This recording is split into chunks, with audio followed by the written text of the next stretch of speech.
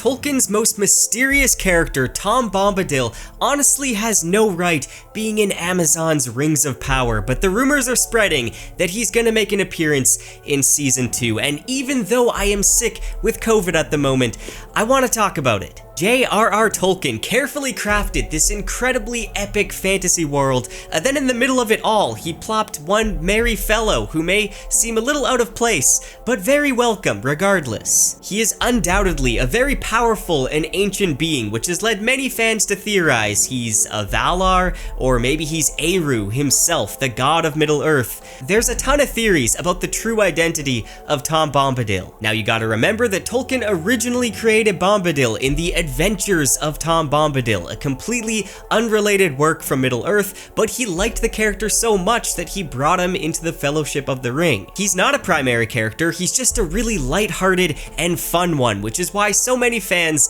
love this character. Listen, I am a big fan of Tom Bombadil, but do I want to see him in adaptation? Not really. And I especially do not want to see him appear in Rings of Power, but I don't have faith in Amazon. I'm sure they're gonna bring us Tom Bombadil. Why wouldn't they? No! God, please, no! Now at best, this decision could be to weave in more deeper and complex parts of Tolkien's mythos, maybe to try to correct some of the mistakes they've made with the show. But at worst, and much more likely in my opinion, this is Amazon. They brought us the Wheel of Time.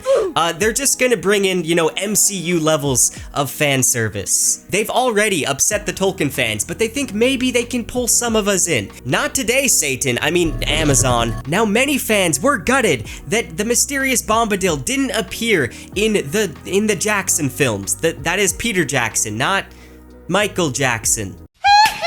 I don't think that needed clarification. I'm sick, okay? My brain is not all there today. I disagree. I think he wouldn't have fit the tone of the films, and it would be really hard to pull off. He sings little ditties, he's immune to the power of the ring, he saves them from Old Man Willow, but that's about it. I'm sorry, but it just wouldn't have fit in those movies. It would have taken at least 15 minutes of the movie to properly adapt that scene, and then you probably want to put in the Barrow White scene as well, and that would take even longer. I think the movie having a lengthy opening scene in Hobbiton to show what the hobbits are fighting for was a good choice. But would he work in a series? After all, there's a longer runtime, so he can shine, finally, but it still feels unnecessary to me. We know that he doesn't impact the events of the Second Age, so what is he even gonna do? I guess it's just gonna be a fun Easter egg, but I could feel like they're going to really milk it as much as they can. They better not try to give some explanation to who he is, because the mystery is the fun of it. You may notice in the movies that Legolas is very cold and cool,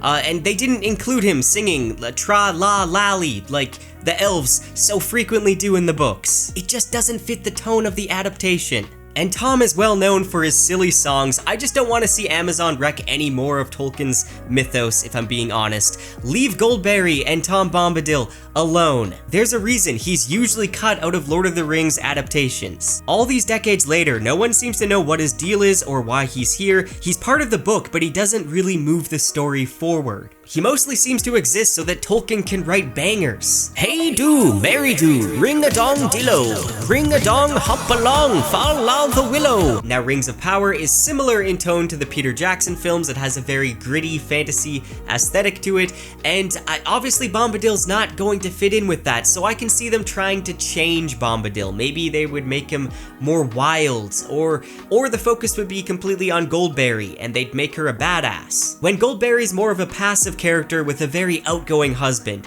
I don't think Amazon would like that. I just don't think the Rings of Power is gonna do Tom Bombadil justice. It just feels like big corporations like this are just waiting to take a man's great life's work and completely, get as much money from it as they can. That's their main goal. Milk it as much as they can, without giving it the respect it deserves. If you enjoyed the Rings of Power, that's okay. I feel like, everyone's going to like just a fun, flashy fantasy film, but when you compare it to actually, Tolkien's work, it really does not respect his work. It's completely changing some of the canon, and it just doesn't feel like it's up to the quality that it should be. I mean, this is The Lord of the Rings. You think that Amazon would be able to hire some actually decent writers. There were parts of season 1 that I did enjoy, that I didn't think were that bad, especially if I was looking at it just as a fantasy show and not something from Middle-earth. But that's the problem. This is Middle-earth. They should be able to hire talented writers and respect Tolkien,